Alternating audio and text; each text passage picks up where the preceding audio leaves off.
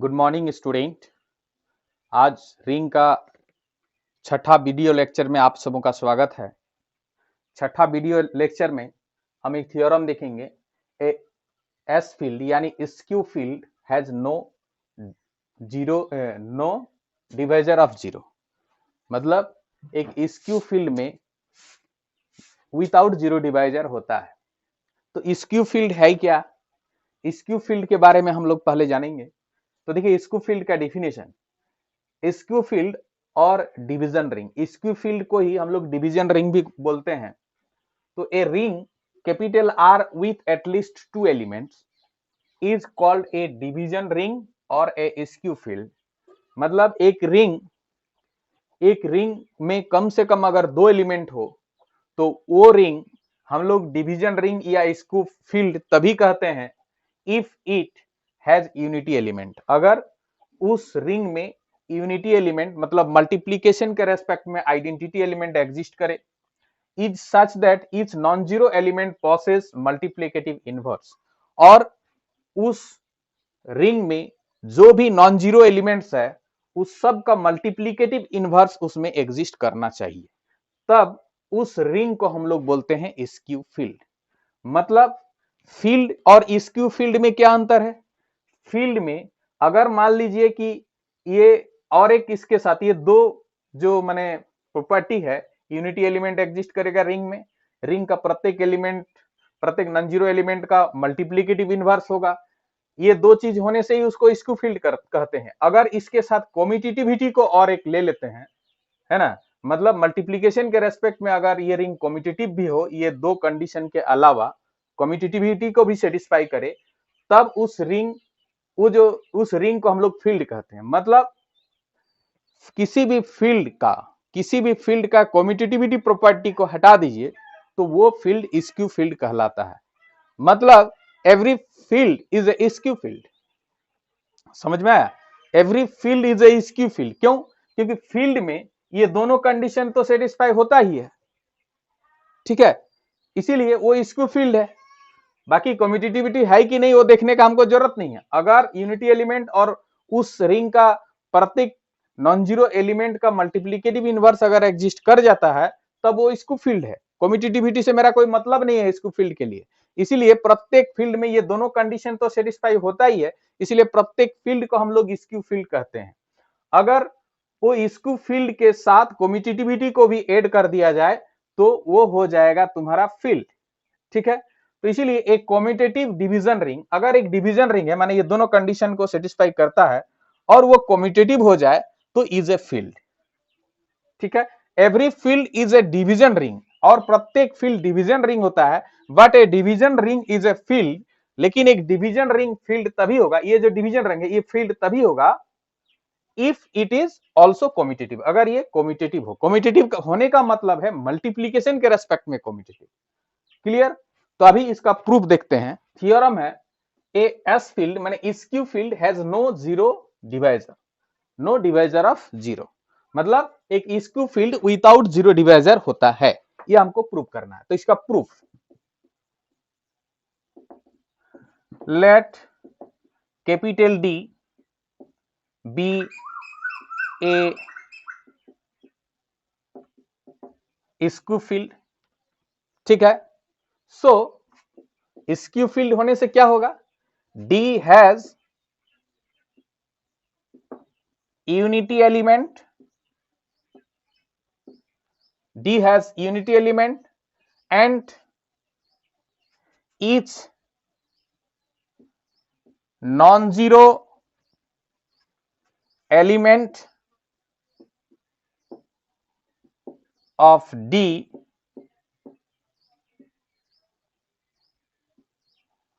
possesses multiplicative inverse, ठीक है।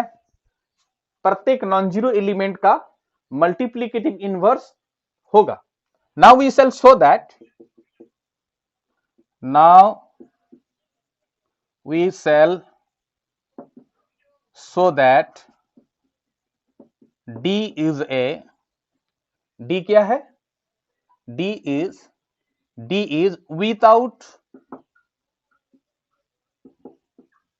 zero divisor, without zero divisor. D without zero divisor है, ठीक है। तो डी को विदाउट जीरो डिविजर दिखाने के लिए हम लोग मान लेंगे लेट ए और बी दो एलिमेंट है डी का, ठीक है, and A is not equal to zero such that A B is equal to zero. मतलब ए और बी डी का दो एलिमेंट मान लिए जिसमें से a is not equal to zero such that A B is equal to zero, ठीक है। मतलब ए और बी दो एलिमेंट ले लिए डी का और दोनों का प्रोडक्ट जीरो, और उसमें से ए जीरो नहीं है हम मान लिए। अगर मैंने बी जीरो हो जाता है, ए जीरो नहीं है मान लिए, इसको मानते हुए अगर बी जीरो मेरा प्रूफ हो जाता है, ठीक है, उसके बाद एक बार हम क्या करेंगे ना, A B is not equal to zero मानेंगे, उसके बाद देखेंगे कि ए जीरो हो रहा है कि नहीं, है ना, तब हम बोलेंगे कि विदाउट जीरो डिवाइजर है कि नहीं, ठीक। तो देखिए since A is not equal to zero belongs to D, मतलब ए नॉन जीरो एलिमेंट है और वो डी का एलिमेंट है और डी का प्रत्येक एलिमेंट का मल्टीप्लीकेटिव इनवर्स होगा। सो ए इनवर्स, ए का मल्टीप्लीकेटिव इनवर्स वो बिलोंग्स टू डी, ठीक है, क्योंकि डी क्या है, डी है स्क्यू फील्ड। स्क्यू फील्ड में प्रत्येक नॉन जीरो एलिमेंट का मल्टीप्लीकेटिव इनवर्स होता है, इसलिए ए जो है नॉन जीरो एलिमेंट है डी का, तो ए का मल्टीप्लीकेटिव इनवर्स डी में होगा, ठीक है। वी हैव, जो हम यहां माने हैं क्या, A B is equal to zero. अब हम क्या कर रहे हैं ना, ए इनवर्स से दोनों तरफ मल्टीप्लाई कर दे रहे हैं, प्री मल्टीप्लाई। तो A inverse A B is equal to A inverse zero, ठीक है। अब देखिए यहां ए इनवर्स ए बी ये सब कहां का एलिमेंट है, डी का एलिमेंट है, और डी क्या है, डी है स्क्यू फील्ड। स्क्यू फील्ड मतलब सबसे पहले वो रिंग है, और रिंग है तो मतलब मल्टीप्लीकेशन के रेस्पेक्ट में वो कम्यूटेटिव सॉरी एसोसिएटिव है, ठीक है, इसीलिए एसोसिएटिविटी को यहां मल्टीप्लीकेशन के रेस्पेक्ट में सेटिस्फाई करेगा। मतलब ए इनवर्स ए बी और a into zero by elementary properties of ring से ए इंटू जीरो, मतलब ए जीरो का वैल्यू जीरो होता है। अब देखिए ए इनवर्स ए मतलब आइडेंटिटी आई, और ये बी आइडेंटिटी आई मतलब multiplication multiplicative identity is equal to zero, जिसमें आइडेंटिटी इंटू बी मतलब B is equal to zero, ठीक है। तो बी जीरो हो गया, देखिए हम ए जीरो नहीं ले रहे थे तो बी जीरो हो गया, ठीक। इसके बाद again let A B is equal to zero and b is not equal to zero, ab is equal to zero मान लिए and b is not equal to zero। एक बार ab जीरो और a is not equal to zero माने तो b zero हो गया, एक बार ab zero माने और b जीरो नहीं माने। अब देखते हैं कि a जीरो होगा कि नहीं होगा, ठीक है। सिंस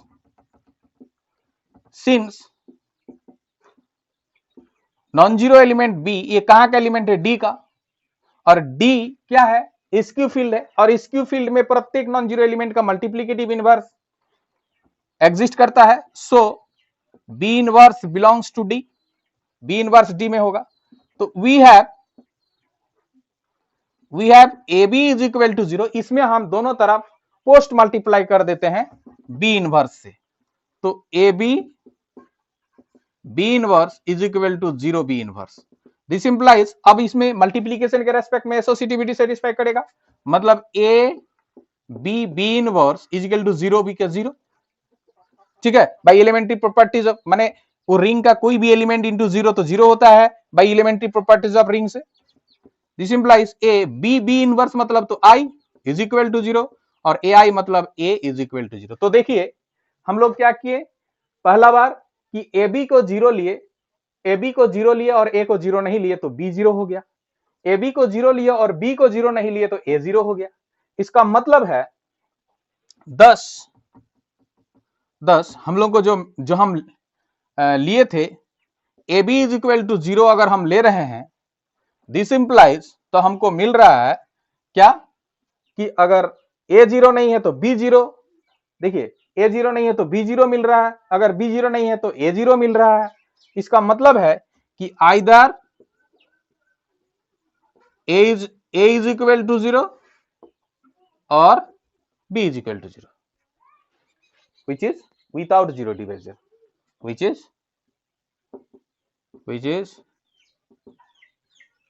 without 0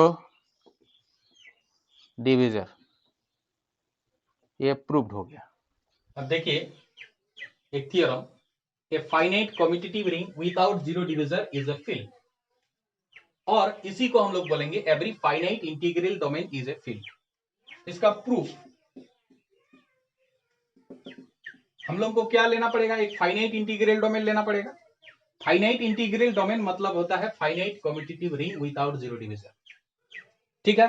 मतलब फाइनाइट इंटीग्रल डोमेन मतलब उसमें नंबर ऑफ एलिमेंट फाइनाइट है, फिर वो मल्टीप्लीकेशन के रेस्पेक्ट में कम्यूटेटिव है, और उस रिंग में विदाउट 0 डिविजर है, ठीक है। तो हम लोग मान लेते हैं कि let D be a finite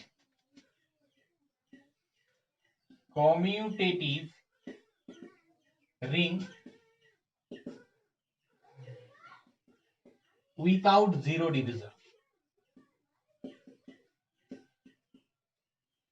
without 0 divisor. D एक finite commutative ring without 0 divisor. हमको क्या दिखाना है, D is a field, D एक फील्ड है, ठीक है। तो फील्ड दिखाने के लिए क्या क्या चाहिए, फील्ड कब होता है, एक रिंग को फील्ड कब बोलते हैं, जब उसमें यूनिट एलिमेंट एग्जिस्ट करेगा, कम्यूटेटिव होगा, और मल्टीप्लीकेटिव इनवर्स, प्रत्येक नॉन जीरो एलिमेंट का मल्टीप्लीकेटिव इनवर्स उसी रिंग में एग्जिस्ट करेगा। तो डी तो कम्यूटेटिव रिंग है, इसीलिए कम्यूटेटिव हमको प्रूव करने का जरूरत नहीं है। तो क्या दिखाना होगा, डी में यूनिट एलिमेंट एग्जिस्ट कर रहा है, ये दिखाना है, और एक चीज दिखाना है, डी के प्रत्येक एलिमेंट का मल्टीप्लीकेटिव इनवर्स डी में ही है। तो यहां पर देखिए, since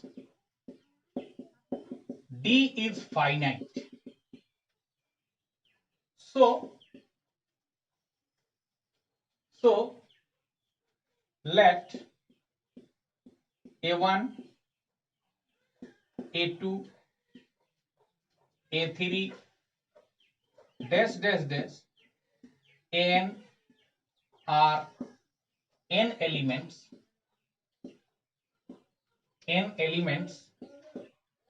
of D, n elements of D। D finite है, इसलिए नंबर ऑफ एलिमेंट्स ये फाइनाइट है, ठीक है। अच्छा, let A be any non-zero elements in D। हम लोग A एक नॉन जीरो एलिमेंट्स हम लोग D में मान लिए, ठीक है। सो क्या होगा, ये जो A1, A2, A3 ये सब क्या है, ये सब A1 मल्टीप्लीकेशन के रेस्पेक्ट में क्लोजर प्रॉपर्टी, तो उसको सेटिस्फाई करेगा, क्योंकि वो D एक सबसे पहले एक रिंग है, फाइनाइट कम्यूटेटिव रिंग, ठीक है। तो सबसे पहले D एक रिंग है, मतलब मल्टीप्लीकेशन के रेस्पेक्ट में क्लोजर को सेटिस्फाई करेगा, मतलब A1, A2, A3 dash dash dash AN, ये सब कहां का एलिमेंट होगा, आर ऑल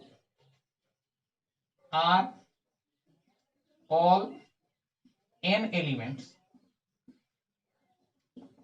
ऑफ D। ये सब n एलिमेंट्स, क्योंकि A को अगर A1 के साथ मल्टीप्लाई करेंगे तो A1 को पहला एलिमेंट, ये दूसरा, ये तीसरा, ऐसे करके n एलिमेंट, ठीक है। तो ये are all n elements of D। ये n एलिमेंट्स डिस्टिंक्ट, ये हमको दिखाना है। Now we have to show that AA1, AA2, AA3 dash dash dash AAN are all distinct. ये जो n एलिमेंट है ये सब डिस्टिंक्ट है, ये हमको दिखाना है, ठीक है। तो ये अगर डिस्टिंक्ट दिखाना है तो हम मान लेते हैं कि डिस्टिंक्ट एलिमेंट्स नहीं है, मान लेते हैं कि कोई दो एलिमेंट इसमें बराबर है। For this suppose AAI is equal to AAJ। इसके लिए हम लोग मान लेते हैं कि AAI is equal to AAJ, मतलब कोई दो एलिमेंट AI और AJ इसमें से बराबर है, ठीक है। तो अगर दो एलिमेंट बराबर है तो हम लोग क्या लिखेंगे, हम लोग लिखेंगे AAI minus AAJ is equal to 0। अब by elementary properties of rings उससे हम लोग देखे हैं कि ये इसके बराबर होगा, A into AI minus AJ is equal to 0, इसके बराबर होगा। अब क्या हो गया, ए तो क्या है, ए रिंग का एलिमेंट है, ये भी रिंग का एलिमेंट है, तो दो एलिमेंट का प्रोडक्ट 0। और ये डी क्या है, ये डी विदाउट जीरो डिविजर है, तो विदाउट जीरो डिविजर में दो एलिमेंट का प्रोडक्ट अगर 0 होता है तो हम लोग बोलते हैं कि वो दोनों में से कम either a is equal to 0 और AI minus AJ is equal to 0। But a को तो हम लोग क्या नॉन जीरो एलिमेंट माने थे, but A is not equal to 0, so क्या हो गया, AI minus AJ is equal to 0। तब ए 0 नहीं है तो निश्चित रूप से ये 0 होगा, क्यों, क्योंकि ये विदाउट जीरो डिवाइजर को सेटिस्फाई कर रहा है, दो एलिमेंट का प्रोडक्ट 0 मतलब दोनों में से कम एक 0 होगा, लेकिन ए तो 0 नहीं हम लोग मान लिए हैं, तब निश्चित रूप से ये वाला 0 होगा, AI minus AJ is equal to 0। This implies AI is equal to AJ। एक कॉन्ट्राडिक्शन है, मतलब इसमें अगर ऐसा हम लोग मान लेते हैं कि ये डिस्टिंक्ट नहीं है, सपोज दैट दो एलिमेंट कम से कम दो एलिमेंट इसके मान इसका बराबर है, अगर हम लोग मान लेते हैं तो हम लोग को मिल रहा है कि AI is equal to AJ, मतलब इसमें से कोई दो एलिमेंट बराबर है। और अगर इसमें से कोई दो एलिमेंट बराबर होगा तब तो ये n एलिमेंट होगा ही नहीं। मान लीजिए A2 और A3 बराबर है तो A2 और A3 तो एक ही एलिमेंट हो गया ना, तब n एलिमेंट नहीं हुआ, इसका मतलब है कि इसमें n एलिमेंट नहीं है, तो ये कॉन्ट्राडिक्शन हो रहा है, contradicting.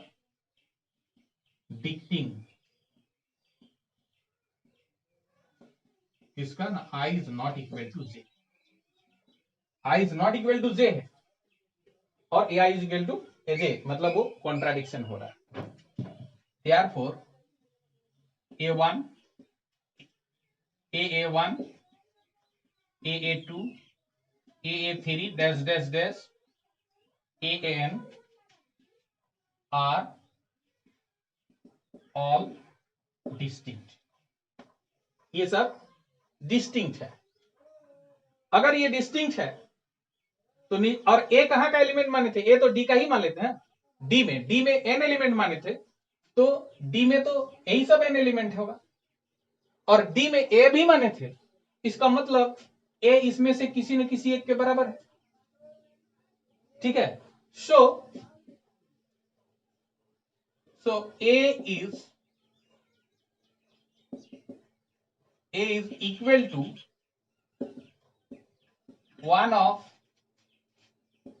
these AA1 AA2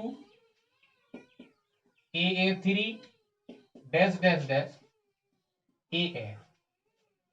so A is equal to one of these, इस सब में से A किसी न किसी के बराबर है।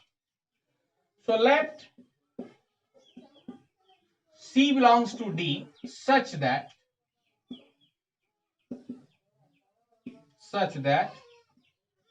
AC is equal to A। तो ये जो A1 A2 A3 A1 A2 A3 में से ही कोई एक C है, so लेट्स वही D में है जिसके लिए AC is equal to D है, sorry AC is equal to A है, और AC is equal to A, AC को हम लोग CA भी लिख सकते हैं। क्यों? क्योंकि चूंकि D इज कॉम्यूटेटिव, ठीक है, क्योंकि D कॉम्यूटेटिव है। Now we shall show that, now we shall show that C is an unit element. C unit element है। हम एक आर्बिट्ररी एलिमेंट ले लेंगे D का, Y मान लीजिए आर्बिट्ररी एलिमेंट D का मान लेते हैं, और Y is equal to C is equal to Y is equal to CY अगर हो जाता है, इसका मतलब C यूनिट एलिमेंट होगा। तो let Y be any element of D। तो D का प्रत्येक एलिमेंट क्या है? A1, A2, A3, A4, ऐसे करते करते AN है। तो Y भी उसी में से किसी एक के बराबर है, ठीक है। Y अगर D का एलिमेंट है तो therefore for some X belongs to D such that क्या होगा? ये Y A1, तो A1, A2, A3 में से कोई एक X मान लेते हैं, तो A1 या A2 या A3 किसी के ये AX is equal to Y is equal to X, ठीक है। मतलब Y any element of D माने तो Y A इंटू कुछ, तो वो कुछ कहां का? D का ही एलिमेंट होगा ना, इसीलिए therefore for some X belongs to D such that AX is equal to Y is equal to X, ठीक है। अच्छा, नाउ YC लेते हैं, तो YC, Y क्या है? Y है XA, Y है XA, Y है XA, तो Y की जगह XA, ठीक है, इंटू C, तो X यहाँ AC, XAC मतलब क्या लगा है यहां लगा associativity with respect to multiplication, क्योंकि डी रिंग है इसीलिए मल्टीप्लीकेशन के रेस्पेक्ट में एसोसिएटिव है। तो ये एसोसिएटिविटी लगा यहां मल्टीप्लीकेशन के रेस्पेक्ट में। अब एक्स एसी देखिए, एसी क्या है? ए है, और देखिए एक्स ए क्या? एक्स ए वाई है, मतलब Y C is equal to, therefore Y C is equal to Y, और वाई सी सी वाई के बराबर होगा। क्यों? क्योंकि डी इज कॉम्यूटेटिव, ठीक है, ये हो गया। तो क्या हो गया? कोई भी एलिमेंट हम डी का ले रहे हैं उसके लिए क्या हो जा रहा है? Y C is equal to Y is equal to 0। This implies C is unit element in D, let it denoted by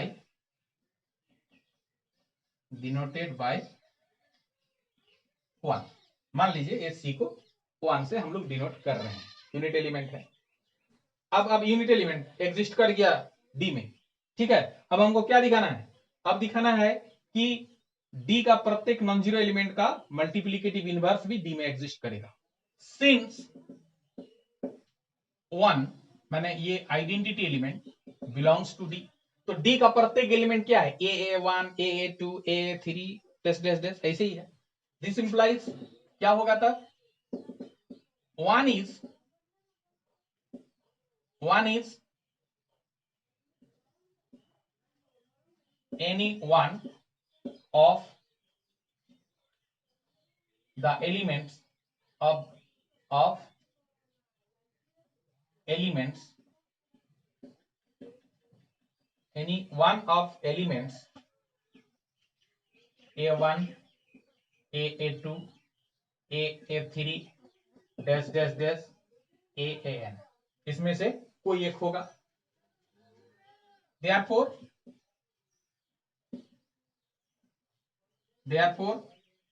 there exists there exists an element B